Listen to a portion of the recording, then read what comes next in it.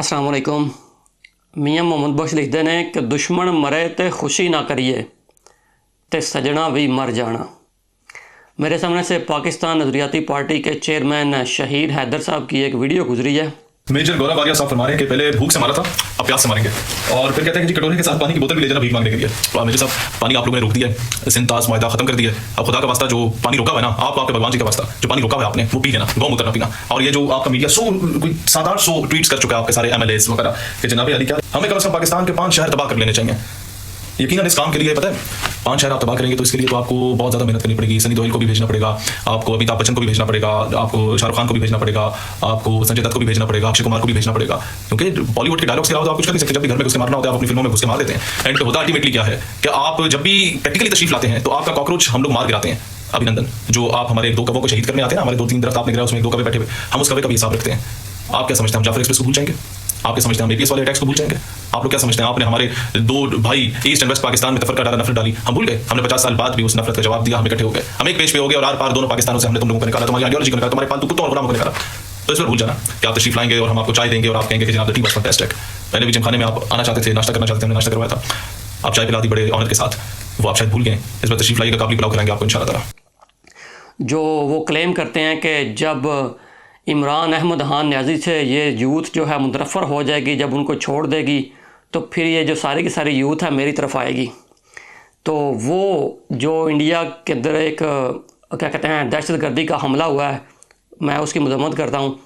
तो उनको जो उनके लोग हैं जो ट्वीट्स वगैरह कर रहे हैं, तो उनके जवाब में इन्होंने एक वीडियो जारी की है जिसमें ये कुछ उनको इस तरह से कह रहे हैं कि अगर आपने हमारा पानी बंद करना है तो आपको आपके भगवान की कसम है कि आपने ये पानी पीना है, ना कि जो गौमूत्र या पता नहीं जो भी उसको कहते हैं वो पीना है।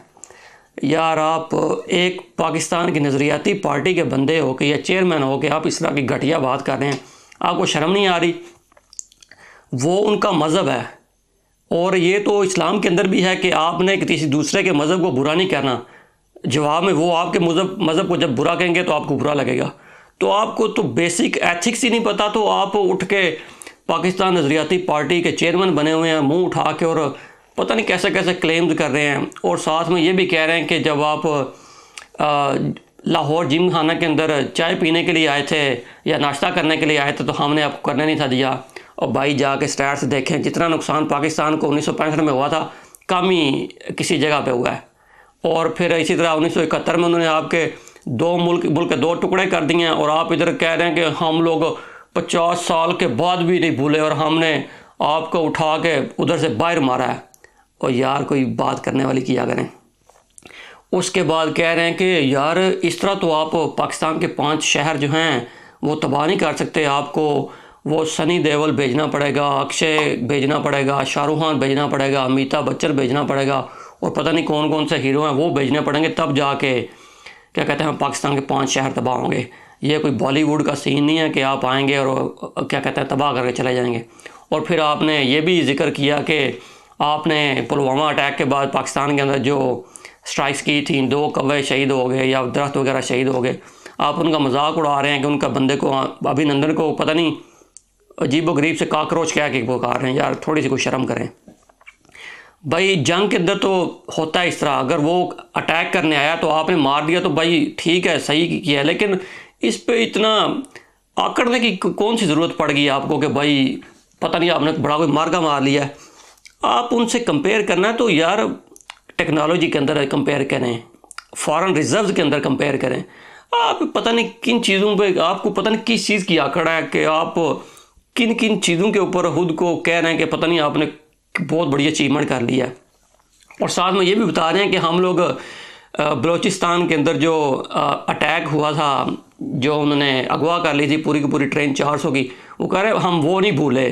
और इसी तरह APS का अटैक वो भी नहीं भूले।